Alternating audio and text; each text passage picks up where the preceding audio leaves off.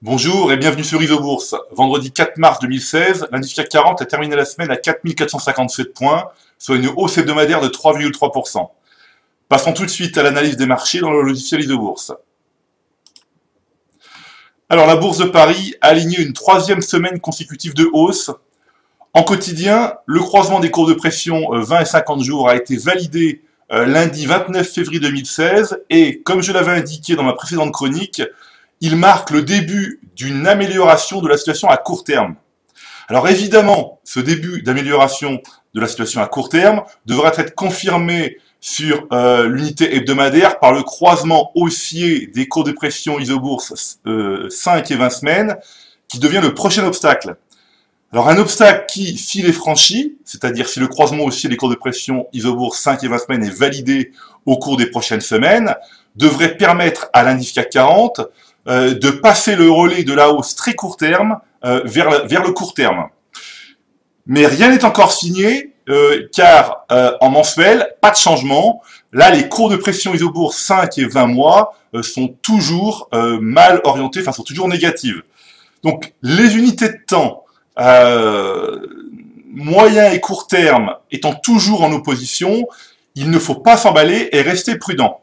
D'ailleurs, au palmarès des plus fortes hausses du SBF 120 cette semaine, eh bien, on constate que les plus grandes envolées ont eu lieu sur des valeurs dont les courbes de pression isobourse 5 et 20 mois sont toujours mal orientées. Alors à l'image de Valourec, CGG, ArcelorMittal, voyez, Zodiac, Morel & Prom, Casino ou encore EDF.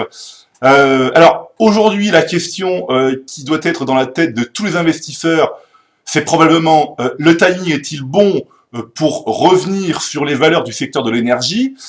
Alors, dans l'immédiat, il s'agit de forts rebonds techniques qui sont proportionnels aux importantes chutes de ces valeurs. Donc, je regarde ici Valourec. Vous voyez donc ici, on a encore des courbes de pression qui sont, même si on commence, si ici la 5 mois commence à redresser le nez, on est toujours sur des configurations dites encore baissières, tant que les courbes de pression 5 et 20 mois ne se sont pas croisées, ça reste encore dangereux. Alors c'est vrai qu'en revanche, si on regarde à très court terme, donc en quotidien, et bien là on constate que les signaux de reprise de très court terme, le croisement 5 des courbes de pression 5 et 20 jours, le croisement des courbes de pression 20 et 50 jours, vous voyez, donc c'est pareil pour l'ensemble des valeurs qui sont en fait dans ce palmarès en tête. CGG pareil, donc les courbes de pression mensuelles 5 et 20 mois sont toujours baissières, et en quotidien, eh bien, on constate là également les rebonds techniques, donc quotidiens.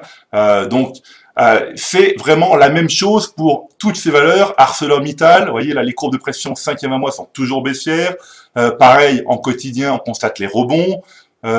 C'est pareil pour Zodiac, pareil pour Morel & Prom, pareil pour EDF. Vous voyez, EDF, les courbes de pression 5 et 20 mois sont toujours baissières. Donc, vraiment, méfiance.